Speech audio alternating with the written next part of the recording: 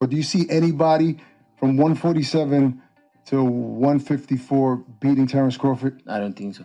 What if he were to go up to 160? We know you're not going down, but would he beat everybody at 162? We don't know. We don't know. But up to 154, you don't see No. anybody beating him. No. Great Great talent. fighter. What's good, YouTube? It's your boy, Blue Blood Sports TV, back at y'all with another one.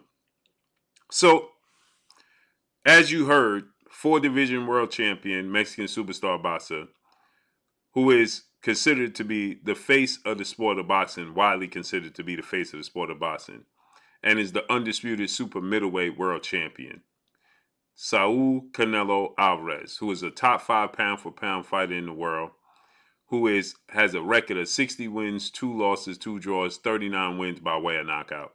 He has beaten 19 world champions throughout his career, and he's only 33 years of age at 5'8" with a 70-inch arm reach. He has moved all the way up from 154, 160, 168, and 175, becoming a world champion, standing at a stature of 5'8". Okay?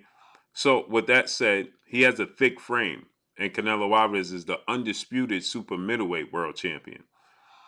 There's an opponent that has presented itself as a major challenge to Canelo Alvarez, and it comes in the form of Terence Bud Crawford. Terence Bud Crawford is an undefeated 3-division world champion. He's a former junior welterweight undisputed world champion. He's currently the reigning undisputed welterweight world champion, became the first male in history to become undisputed in 2 separate weight classes, became the first male to hold all 4 major sanction belts at junior welterweight 140, and the first male to hold all 4 major sanction belts at 147. Terence Bud Crawford is an icon and widely considered to be one of the pound-for-pound, if not the pound-for-pound face of the sport of boxing as the fighter. Canelo Alvarez is considered the pound-for-pound best fighter in the face of the sport of boxing, meaning the drawing power, the selling power, the attraction. Terence Crawford is considered the pound-for-pound face of boxing as far as it concerns inside the squared circle. And you hear Canelo Alvarez himself admitting that.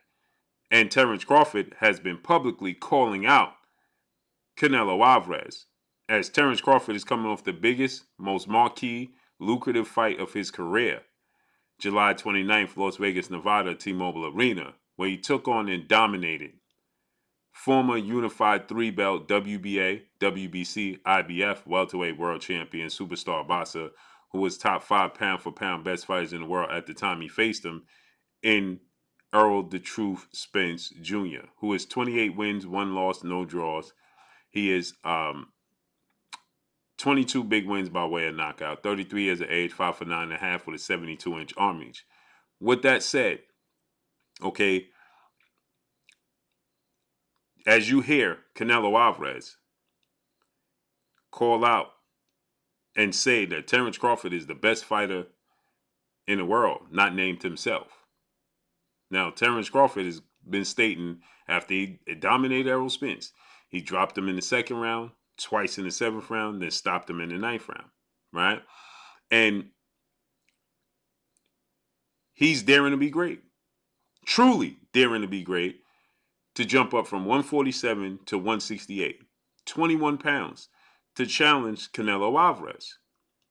And Canelo Alvarez, initially, Terence Crawford stated he can't make the weight of going past 154, right? He says there's weight classes for a reason. He says, I know I can't beat everybody. But then he came to his senses and he says, but you know something?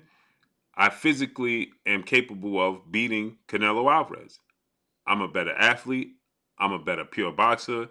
I have more skills. I have power in both hands. And I'm elusive. I feel like I can go up to now 168. Initially said my ceiling was 154. Then he said I'll fight Canelo at a catchweight at 160. And Canelo Alvarez was asked, can you go to 160? And he said, no, not anymore.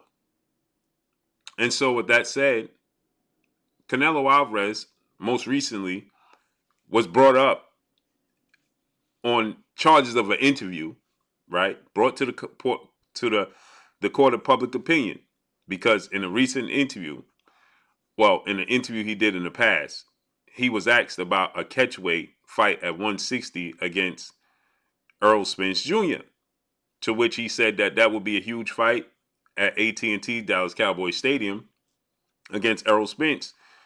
They believe they can do 80,000 plus people in a seat arena, right? Now, many people said, well, that interview was old. That was before he settled in at at super middleweight. But it was actually before he fought Billy Joe Saunders. So he had campaigned in that division a few times. He already had fought Rocky Fielding, Caleb Smith.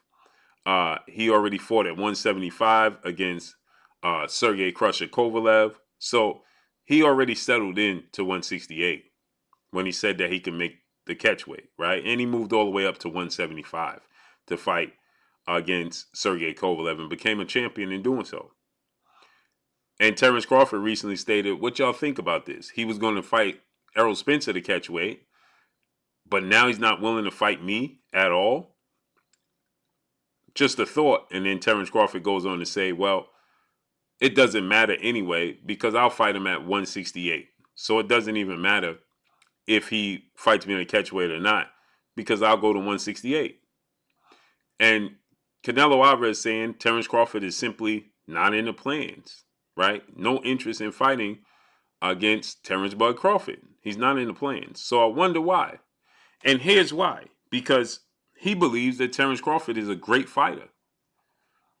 Here's why. But do you see anybody from 147 to 154 beating Terence Crawford? I don't think so. What if he were to go up to 160? We know you're not going down, but would he beat everybody at 162? We don't know. We don't know. But up to 154, you don't see No. anybody beating him. No. He's a great fighter. Great talent. He's a great fighter. I don't see nobody beating him. So essentially, Canelo Alvarez doesn't see anybody beating Terence Crawford, essentially outside of himself, maybe. And stylistically, the matchup is what he don't like, because Terence Crawford is slick. He has extremely long arms. He is 5'8" with a 74-inch arm reach. So it means he has a 4-inch arm reach advantage over Canelo. But he can also switch from southpaw to orthodox. He also uses odd angles to get the job done. And he's comfortable in every inch of the square circle, which means when Canelo Alvarez chooses to try and trap him on the ropes or in the corner, he's comfortable in firing back and countering. Those are the fighters that give Canelo Alvarez problems. Movers that can counterpunch and have respectable power. And Terence Crawford has only went the distance 3 times since becoming a world champion in 2014. We're going into 2024.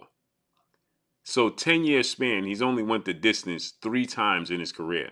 One of those fights was against Victor Postol in the unification bout, to which he dropped Victor Postol twice in that fight and dominated and won every single round. And every fight he's had at welterweight, he's gotten a knockout in every fight. So we know that he is a special talent. And we know now that Canelo Alvarez believes he's a special talent. And Canelo Alvarez believes that he's a hard out. So it's abundantly clear he understands that Terence Crawford is a special talent. And he's a special talent that can jump up 3 weight classes and beat Canelo Alvarez because of the style matchup.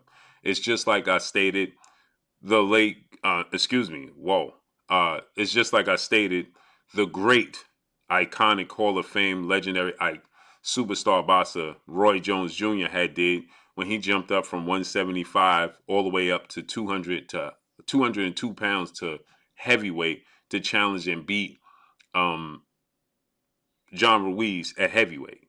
And other fighters have jumped up multiple weight classes, 2 weight classes, but that's the closest because he jumped up 26 pounds, Roy Jones, 27 pounds. He had to gain from 175 and he had to be over 200 pounds, 200 at least. So that was 25 pounds at least.